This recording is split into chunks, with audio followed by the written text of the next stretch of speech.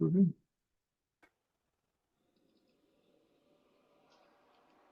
Okay. All right. So tonight I am thrilled to present Anne Rockley and her presentation on task mastery for less stress. Beyond what we sent out in the STC announcement, I also asked her a few other questions, such as her history with the STC. And she mentions that she has been a member of the STC for over 40 years and is also a fellow.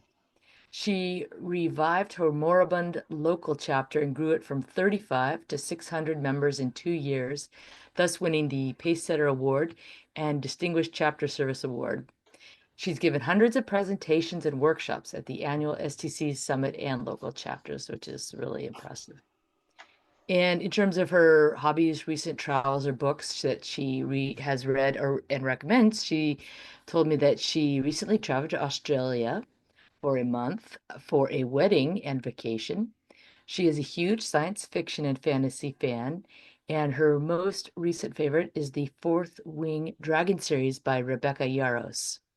She also volunteers as the marketing communication manager for Community Garden.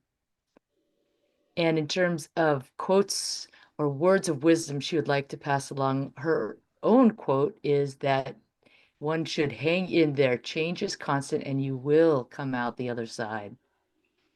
And two quotes that she particularly likes is, well, one is from Marcus Aurelius, which is, "You have power over your mind, not outside events.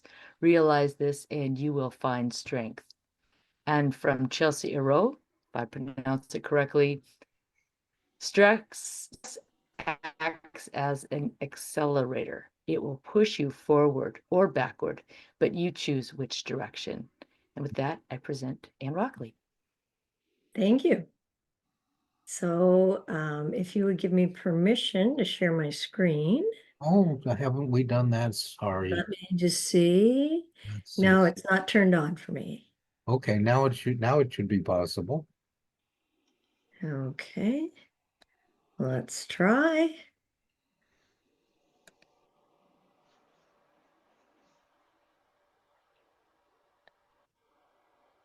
There you go. Okay, you got the slides? Yep. All right. Yep. All right. So I'm going to talk about task mastery for less stress. I asked what topics you would be interested in, and this was one of them that I've written about in my LinkedIn newsletter. And I thought I'd give a little bit more background on me and what I am doing these days. So I'm known as the mother of content strategy. I got very, very involved in the concept of content strategy, and in fact, pretty much defined the topic of content strategy in the early 2000s. And last year, I was given the award of for Content Strategy Hall of Fame with the Confab conference with Christina Halverson. As you said earlier, I am an SDC fellow, and I'm internationally recognized for my work in content strategy, intelligent content, and structured content management. So if you've been working in data, if you've been working in structured content, if you're working in content management systems, I have been talking about that since the early 2000s. And my book on the subject, Managing Enterprise Content, a Unified Content Strategy, is typically considered the Bible on the subject, and it's used all over the world. So just a couple of my other books there, Data 101. It's a little earlier book that I wrote on the subject, and Intelligent Content. But I have pivoted, and as I said, I pivoted in a fairly big way. And I'm now working as a coach, and my mission is to help busy, high-achieving professionals to conquer stress, to revitalize their health, and to achieve career success.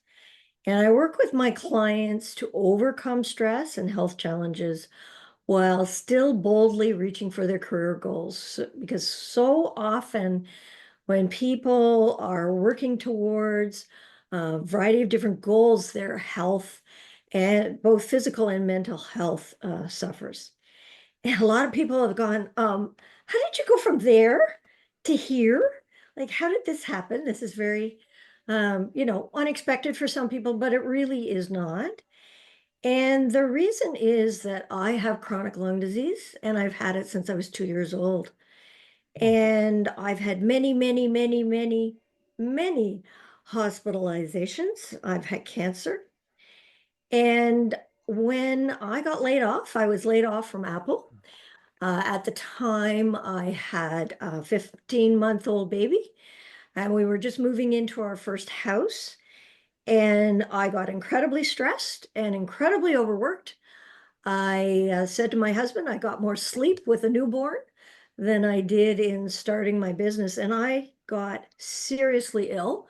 I had been quite healthy for about 15 years and I re-triggered my health issues. I ended up in ICU on a ventilator and it was touch and go for quite a while. I was in ICU for 10 days.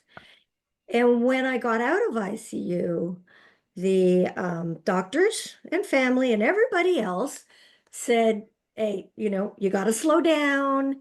Maybe you should get a real job as opposed to trying to start my own business. And the suggestion was that I really physically could not handle working in this way. But me being me, I decided at that point that there was no way. I was going forward. I was going to have my own business. I was going to do all the things you've just heard me talk about in my work with the SDC and elsewhere. And so I decided at that point, if I was going to do this, I really and truly had to figure myself out. I had to go beyond your typical, here's a prescription, here's this, here's that.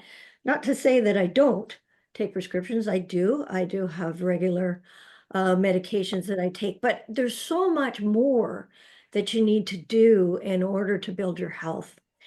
And what I did over the years, in particular over about a 10-year period, I learned how to balance my very busy career with health and stress management so much so that, I mean, I would travel 2 to 3 weeks out of every month. I worked with global Fortune 100 companies around the world.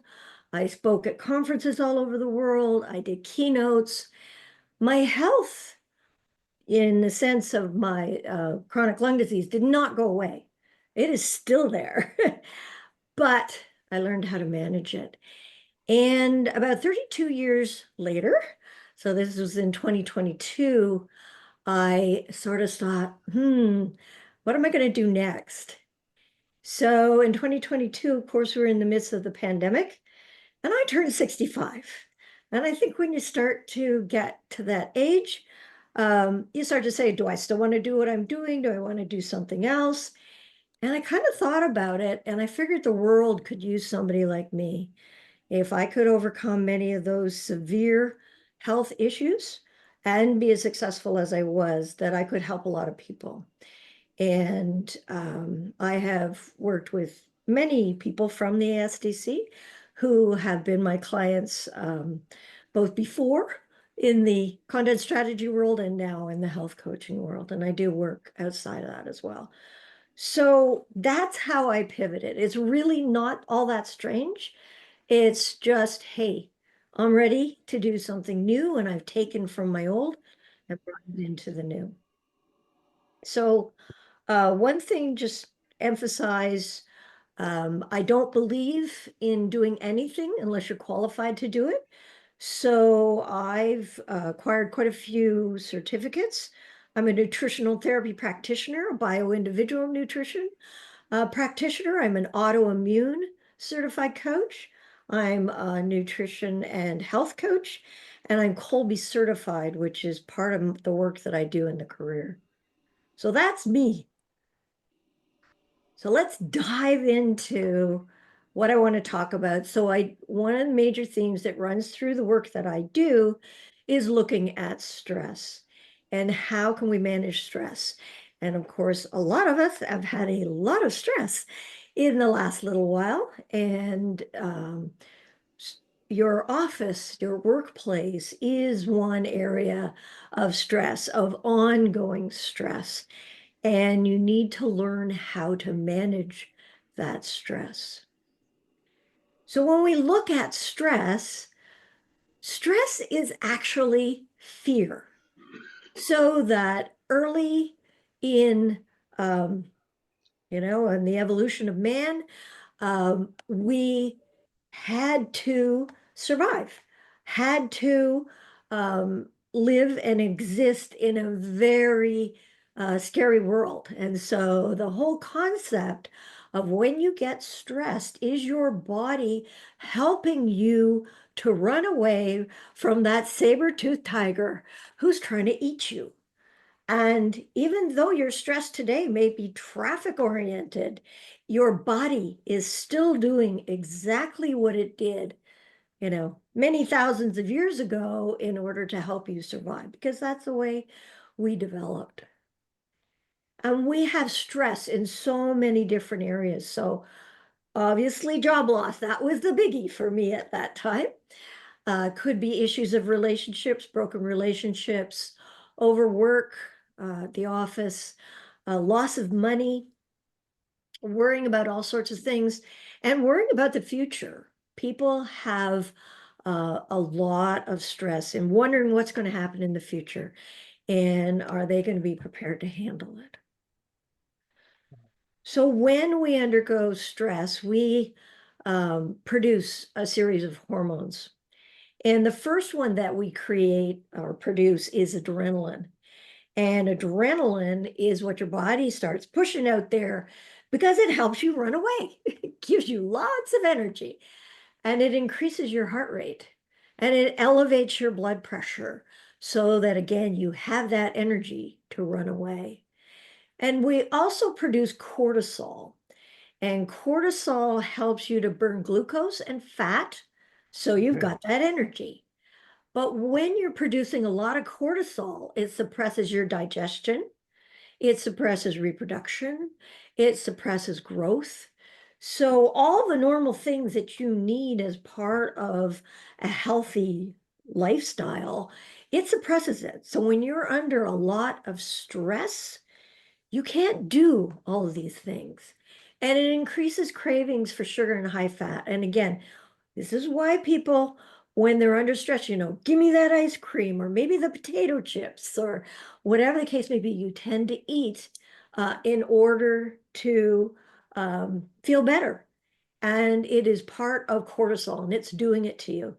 And one of the very serious things that stress does is it suppresses your immune system and it increases inflammation. And when that happens, you get sick.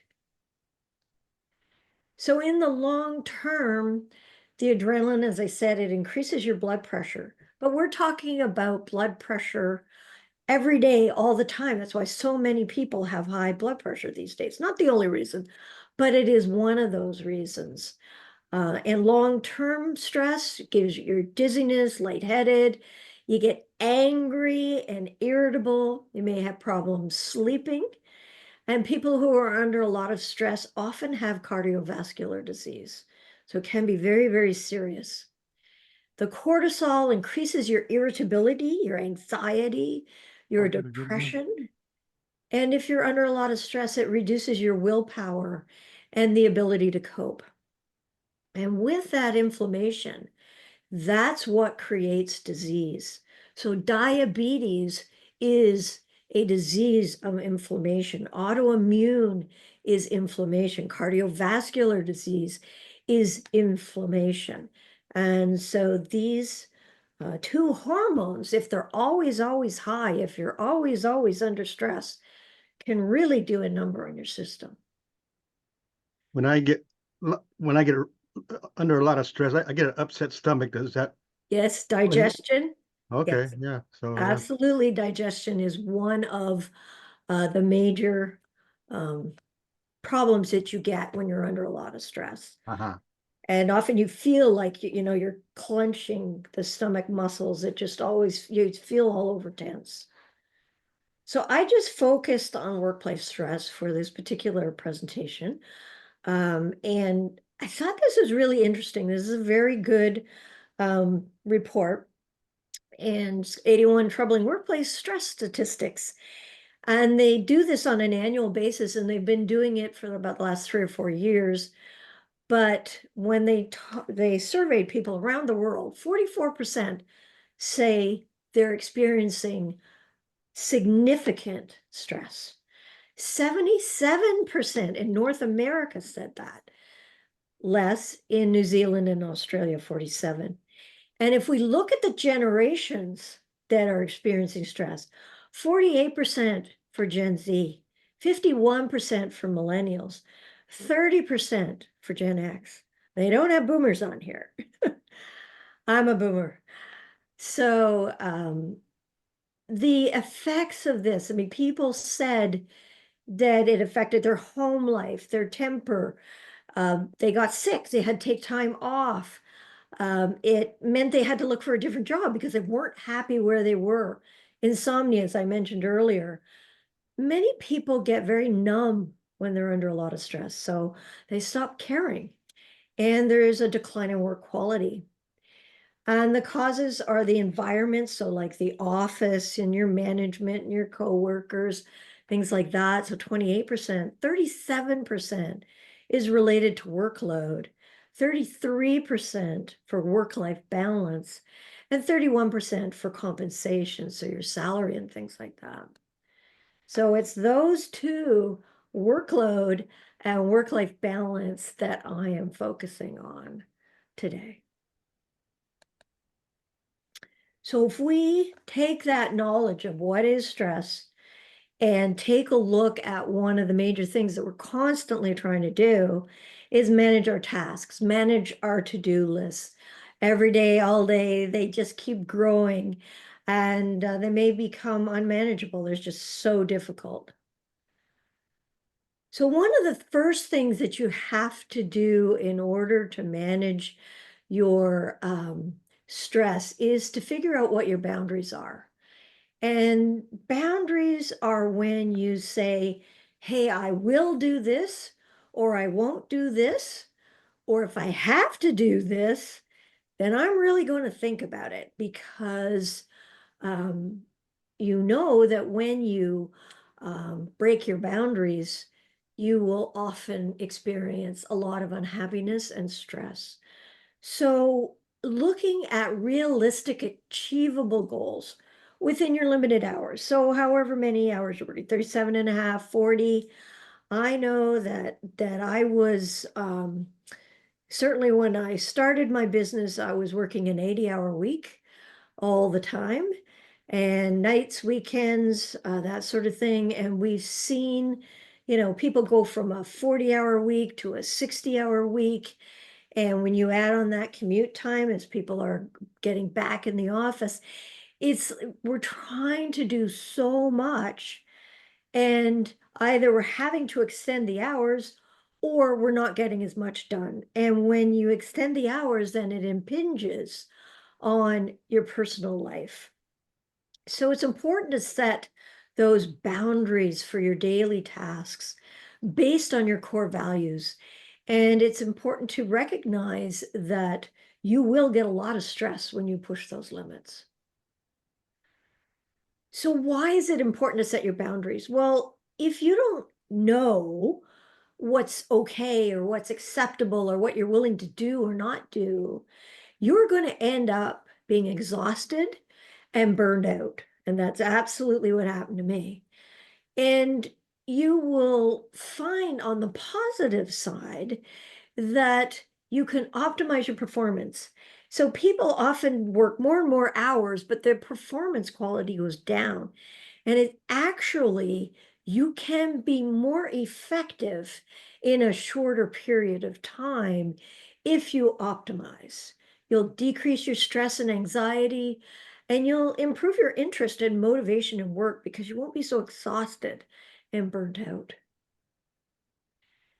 So when you're setting up your boundaries, it's your core values. And so long hours impact your personal time. Things like getting emails, on or Slack notifications or whatever they happen to be, Microsoft Teams, you know, outside of your working hours in the evening, on the weekend. I've had clients as a consultant prior to being a coach. I would get the clients would say, send me something on Friday night, and they would expect me to respond on the weekend. Or I would get something on Sunday and I'd be out with my family or whatever the case may be. And they wanted to have an answer for 8:30 in the morning. And it was like, well, I got to get back to work on Sunday nights, or I got to work longer on Friday nights so I can have my weekend, whatever it happens to be. But that's always impinging on you, even on vacation. People are not good at turning off those notifications during their personal time. And if you're doing a lot of travel, which I was doing extensively, it takes you away from your family. So why are they important? Because when you start to get stressed, you have to know why. Why are you stressed? Why are you unhappy? You need to understand your core values when you have to make decisions in your life. Like, should you accept a promotion or a new job? Is a relationship right for you? Are you in, a good one or moving into a new one? Should you compromise or stand firm in your decisions and your position? And if an opportunity presents itself, it's really important to know what your core values are so that you can decide, is this really an opportunity or is it going to take me down the wrong path? And is this really what you want to do with your life? So being able to ask these questions is all about core values. So these are the questions that I ask people to go through as they're developing their core values. You brainstorm. It may take an hour, many hours, over many days. But what's important to you? Where do I want to put my time and effort? What don't I want to jeopardize? So in my case, health and family. I did not want to jeopardize my health anymore. And I didn't want to jeopardize my family, very young child. What can't you live without? Maybe some people really need to get their 8 hours of sleep. So that's something, if they're not getting their sleep, they really don't feel good and they can't live without it. What are your strongest desires? What are your goals? What are the things that you want to work towards? What are your beliefs and your ideals? And how can you use them to guide your life? And if you look at the things in your past and understand where you were very successful and where your failures were, and they're okay. Always say that failures are a learning experience. What did they teach you about what's really important and valuable in your life?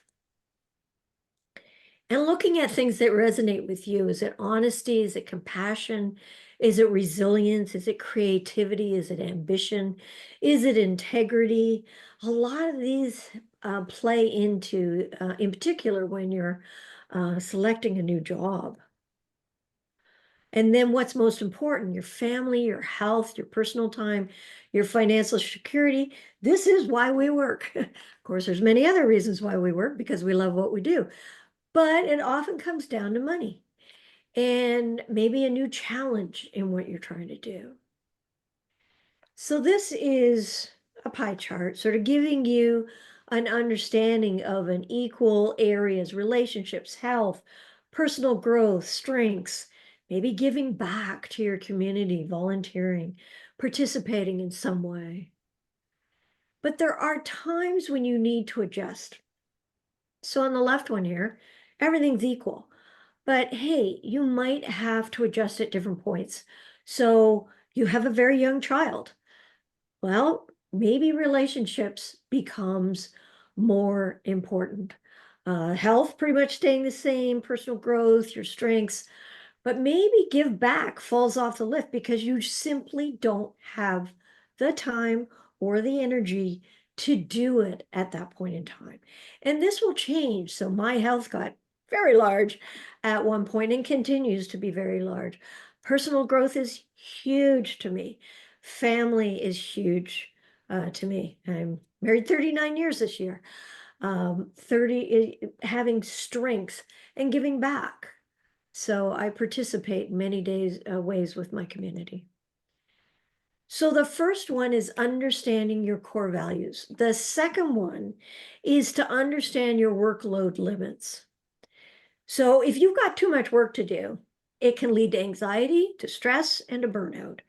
And a never-ending task list can cause stress and anxiety. And being busy, and this is really important, being busy does not necessarily equate to productivity and success. And, people talk about being crazy busy all the time. And some people brag about, oh, well, hey, I work 4 nights a week, in addition to, the day I do 18-hour days, all that kind of stuff, where people sometimes see it as a badge of honor. Well, it isn't a badge of honor. What it is a recipe for being very, very sick in the long run.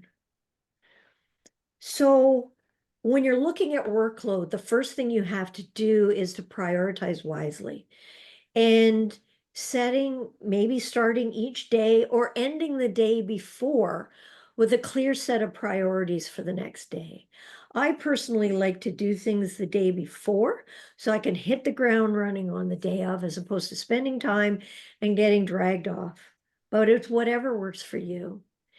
And if there's things that you have to do that you really don't want to do, they're boring, time consuming, onerous, frustrating, don't use your brain very well, whatever it happens to be, do them first, get them out of the way. Usually people are at their most productive in the morning. And even, if you're a night hawk, that still tends to be a very productive time. And then look at what you have to do with your other tasks. Are they necessary? Differentiate between urgent and important. And people get this all the time. I need this by the end of the day. I need this by the end of the week. We have to get this done by blah, blah, blah, blah, blah. And you'll have pressure from many different people putting you into a position of run, because it's urgent.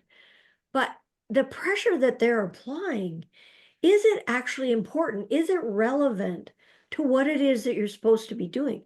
Sometimes, particularly management, they apply a fair amount of pressure because they don't understand all the things that you're doing, and they have needs that are not necessarily yours. So they start pushing them down. So it's understanding what's urgent and what's important. And then focusing on the high impact tasks and aligning them with your primary objectives. What do you got to get done today? What do you got to get done this week? What do you have to get done for the month or whatever it happens to be? And then taking a look at it and eliminating the non-essential. There are so many tasks that actually fall off the list over time because they weren't really important in the first place. They're non-essential. So if you can classify the things that you're doing and be really focused on what you need to do, you can get more done. And then when somebody assigns you an additional task, it's important to ask, is it related to an existing project that you're working on? Is it essential for a project? Does it contribute to professional development? So they're going to give you something, and well, you're really pretty much overbooked right now, but hey, if you do it, you'll get a lot of experience, and so therefore it may be worth it. And if you're finding that you're getting a lot of tasks that are not justified, that really are, it's not something you should be doing, maybe you should talk to your management and see if they can be reassigned to somebody else. So I call it the art of refusal. So I'm not saying that you go to management and say, no, absolutely not going to do that. But not saying yes to everything. Learning to say no assertively and politely. Often what's needed is simply to say, okay, I'm working on this, and this. And if I take on that, it's going to affect my other deliverables. Is it more important than my other deliverables? Can some of these other deliverables slip? Is it a matter of maybe replacing one deliverable for another one? Because again, when you get new tasks, not always aware of all of the different activities that you're working on. And meetings are huge in the corporation. I know in 2021 and early 2022, I'm working with one of my major global clients. And actually 21 through 22 was working with them. And this is prior to my pivot. I could not believe the number of meetings that they put on my calendars.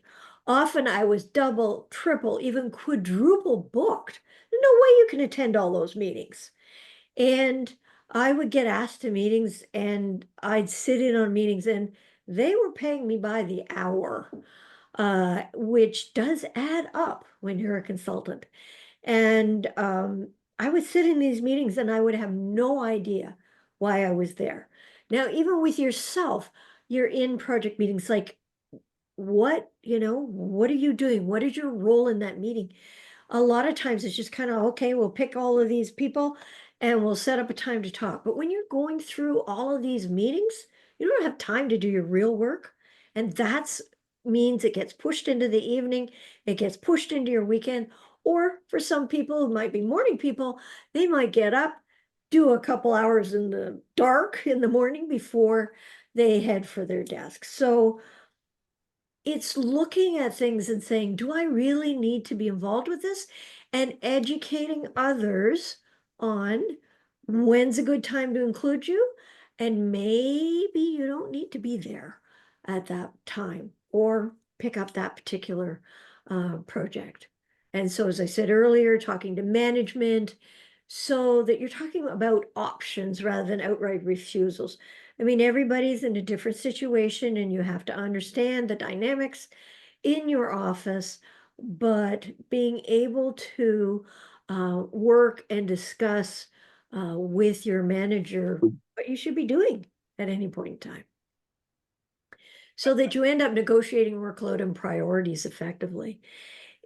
Good companies learn that when they work with their team and when they work together to optimize activities and make sure that people are doing what's appropriate, where their strengths are, what they should be doing, they're way more effective and they get a lot more done. So when you've got your task list, you really need to reassess it. So what was important yesterday may not be today. As I said, things fall off the list. If you're continually evaluating and adjusting priorities as circumstances change, then you're better able to manage that list. And I don't mean looking at it for hours on end during the day, but just quickly, okay, this is for tomorrow, or hey, it's my morning. This is what I got to get done today for the end of the week. And you have a clear understanding. But you need to stay agile to remain effective in dynamic situations. And there are lots of changes in the workplace all the time. And so being able to manage those sorts of things is really important, and not getting frustrated and not getting angry when things kind of move around on you. So what you need to be doing with your to-do list is to aim for a strategic to-do list, not a shorter one. If it's strategic and there's a number of different things on it, and all of those are really important, again, you may shift priorities, but it's not necessarily getting a shorter list. So success is defined by achieving your goals, not just checking off tasks. Though I must admit, sometimes I will add something to my task list just so I can cross it off, because I did something I was not expecting to do that day, but I wanted to remember that I had done it and feel good about having done it. But it's not just tick, tick, tick, tick, tick. It's getting done what you need to get done in the most effective way. So the third area in terms of managing your tasks is to stop focusing on future tasks. So maybe you get assigned a project and it's, you're not really going to get on the project for another week or maybe a month. And you're trying to figure out, well, how am I going to do this? What is it going to need from me? And you're constantly thinking ahead, thinking ahead, thinking ahead. Sometimes, yes, it's important to think ahead so that you're prepared when you get there. But a lot of times we just worry about things that we don't need to worry about. They're not now, they're future, and it's not something that you have to stress about. And when you do worry about future tasks all the time, you are reducing your ability to concentrate on current priorities, which ends up lowering productivity and increasing stress levels. And some people can get really stuck in worrying about the future, worrying about what's next and what do I need to do. So when you do that, today takes a hit. So you divert attention from your current work and it causes it to suffer. So maybe you put in half an hour during the day and that's half an hour you didn't have for something else. And because you're thinking about all of these different things, it leaves you feeling more frazzled and less effective. There's also the never-ending worry cycle. So you begin by worrying. You worry about the future tasks that you need to accomplish. And worry leads to stress. And worry plus stress is anxiety. That's how you get that. And then anxiety, worry plus stress plus anxiety leads to procrastination and delay. And so it's this cycle. I worry, it makes me stressed, and then I get anxious about it, and then I don't really want to do this. And then so you procrastinate, and it just goes around and around in circles. The other thing, the way our brains work, is that when you're constantly working through something, your brain actually thinks you've done it, which is good in some cases if you're trying to learn something new and you're kind of working it through mentally before you actually do it.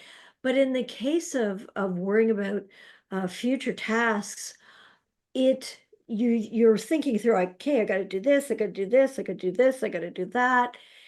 You've already done it. And so when you actually have to do it, you don't want to do it because you've already done it. Your brain says, well, why am I doing this? I've already done it. And that actually leads to even more procrastination and last minute panic when you realize you actually haven't done it and you left it too long, or it's way more complicated than you thought it was going to be. It impacts your sleep. And so people often get insomnia when they're worrying about future tasks. As I said, it affects your task performance and increases cortisol and adrenaline, the stress hormones, and those make it difficult to sleep. I used to, in my most stressful days, I would wake up at about 4 o'clock in the morning, obsessing over things that I needed to worry about, but I didn't need to worry about them. And you can also miss out on the now. I love this picture. It's an actual photograph of a young man on a boat, looking at his phone and completely missing the whale that was breaching next to the boat. So you focus on something that you shouldn't or don't need to focus on, and you miss maybe opportunities or enjoyment or whatever the case may be around you. And that's not good. Constantly My daughter pointed out to me at one point, and say, well, you know, I'm super busy. I can't do that. I can't do this. I can't do the other thing. And, you know, maybe when I retire. And she said, Mom, you're never going to retire. And it was like I was always putting off doing these enjoyable things. And it was like, no, I really have to make time to do some of these fun things. And you can do both. You can get stuff done and you can enjoy doing things. So when you're looking at your tasks, you need to see clarity. So with the future tasks, sometimes we end up getting stuck on them because we don't know how to approach them or how to get them done. So maybe it's worthwhile sitting down, or like she's doing with the dry erase board and post-it notes, and map it out and figure out what needs to happen for you to accomplish that task. So you do have that big picture. You're not worried about missing some steps, but you figured it out, and then you're not preoccupied about it all the time. And you can choose whether to set it aside until you really need to do it. Then with your goals and your tasks, so you take your understanding and you break it down into achievable goals. So often we have a very big item, you know, complete the deliverable on this particular update. Well, that's huge.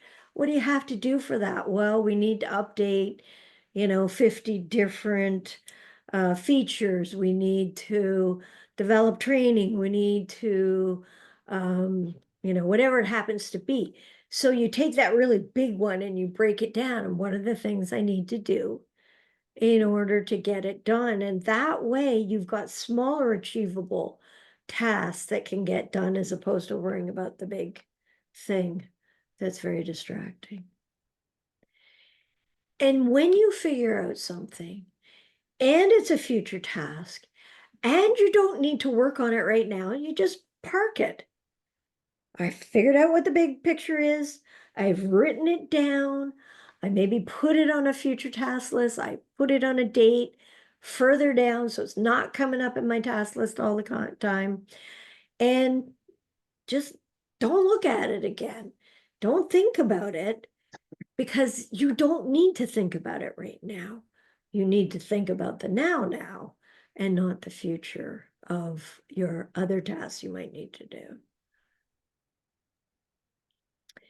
And no matter what, when you're figuring out your tasks, you're figuring out how to manage them.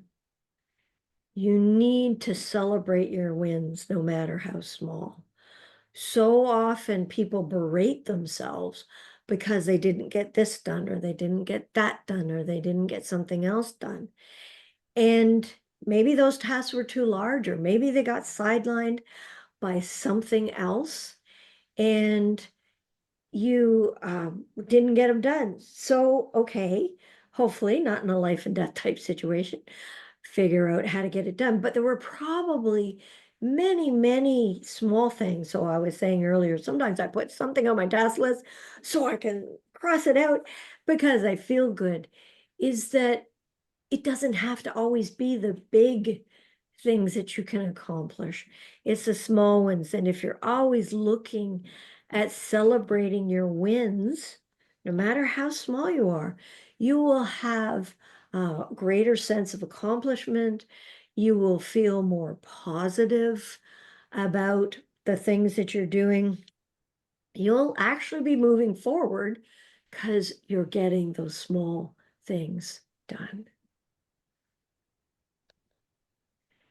So when you're looking at managing your tasks, in terms of task mastery, know your boundaries, prioritize wisely, eliminate the non-essential, question additional tasks you may get assigned to you, master the art of refusal, and then regularly reassess your list. When you're thinking about things, you need to prioritize your present focus and not your future focus so that you avoid the worry cycle. You prioritize your tasks for the today and the now. You set realistic goals. What can I get done? Seeking clarity, and then parking those things you don't need to worry about right now.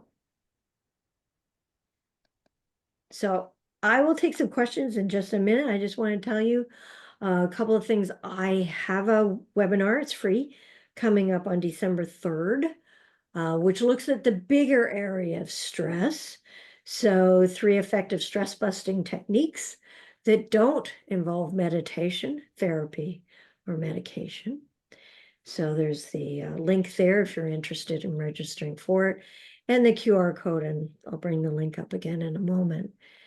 And if you're finding you're stressed, if you're finding you're experiencing some real health issues, and you're working towards career growth and improvement, I have a program called Bust Stress, Build Success, and it's 12 weeks long, and it helps you to figure out your strengths. That's where I use my Kolbe to really identify where people are strong.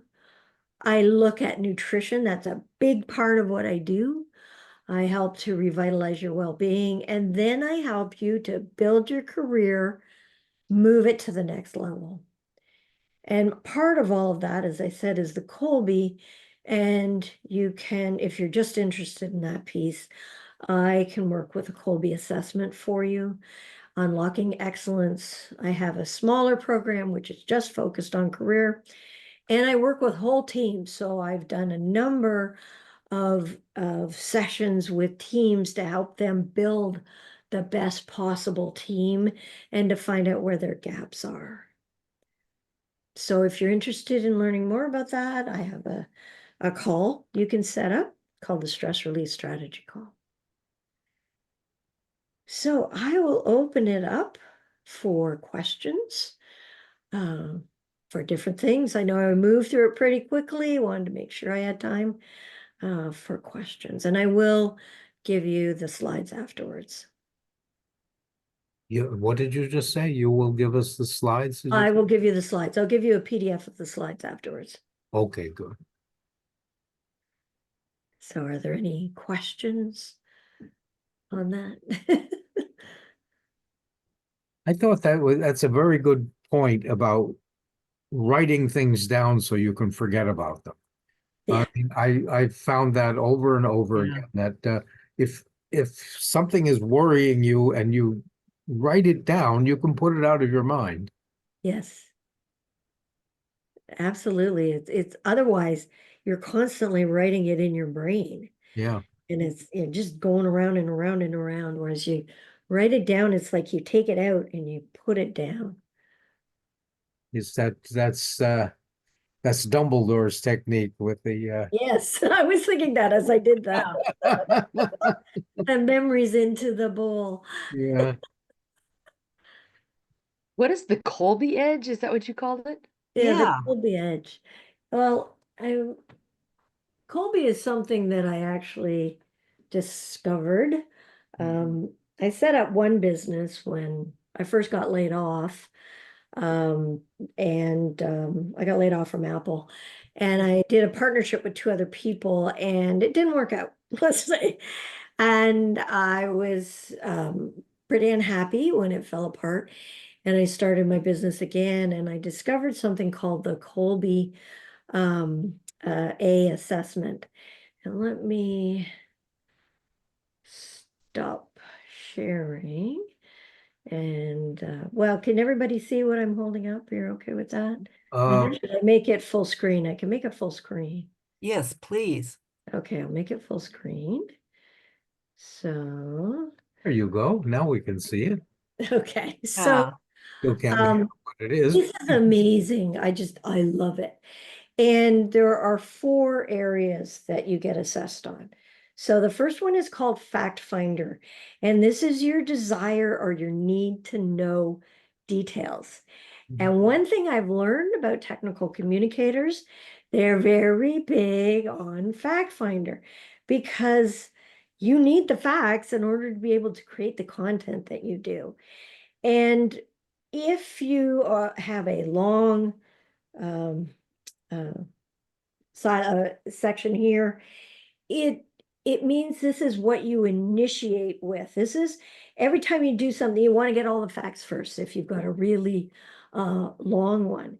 And my particular one, which is 6, which is sort of mid, means that I really like to explain things. I like to train. I like to teach. And it's so true. I mean, I've been teaching at the university, in the college, and I've taught, as I said, hundreds and hundreds and hundreds of workshops at different conferences around the world. And when you're, so is understanding where you are on this one. And then the next one is follow through. And with follow through, this is all about procedures, processes. You'll see some of my Canadianisms here, procedure and process. I use the O. Anyway, it's all about procedures. And if you're very long in this one, you like to systematize, operationalize, develop things. And again, I see that quite long with a lot of people. Now, me, I'm in the first area, which means I like to simplify. So I would go into companies and I would take a look at their workflow and I would take a look at what they were doing and I would figure out how to simplify it. And I do it at everything that I do, because if anything is too long and complicated, I won't do it. I just, I just walk away from it. And then the third area is quick start. And this is the idea generation or the innovation. And people are very strong in this area come up with a lot of ideas, and they're very creative. They're very analytical in figuring out things and how they work and things like that.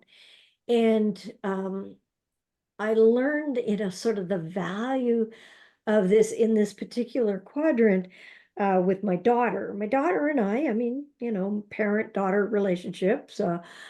It was pretty heated at times. We kind of bumped heads, and it was very frustrating. And sometimes we got into screaming fights.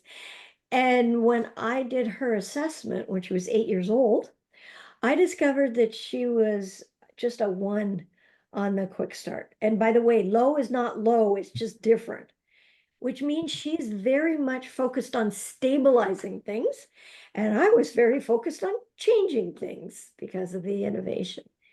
And so I learned that in order to work with her, then I had to give her lots of notice that things were changing so she could get used to it. And she these days is a project manager, and she's very good at helping her company to stabilize the major projects that they're working on. And we then have the final one, which is implementer. And this is the building and the creating. So people who like, if we take a programmer or an engineer, they tend to be very long on the implementer. Also building prototypes or envisioning how something's going to work. For me, I envision, I don't build.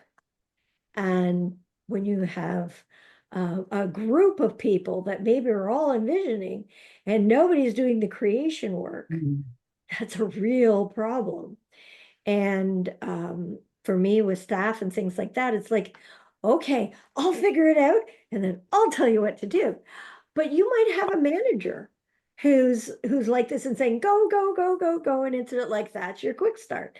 And so I find when I do this with people with the Kolbe, they are floored at how accurate it reflects how they are and the things that they do, and they take it back and they share it with, their spouse, and they share it with management. So many of them go back and go, this is why we're having problems within the groups, or this is why I'm so frustrated because I'm really good at doing this.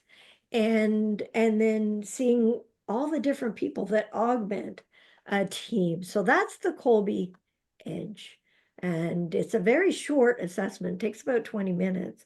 But then I do the analytical work on it and help you to understand it and to help you to grow on it. And it is part of my main program, and I can do it as a standalone as well. So if you're not interested in the health side of things, you can just have the career, the Colby side of things. Mhm. Other questions? I have a question. Sure. A few months ago, we had someone there who talked about I don't know if you've ever heard of an Eisenhower matrix. Oh, Yes, the darn. Eisenhower matrix, yes.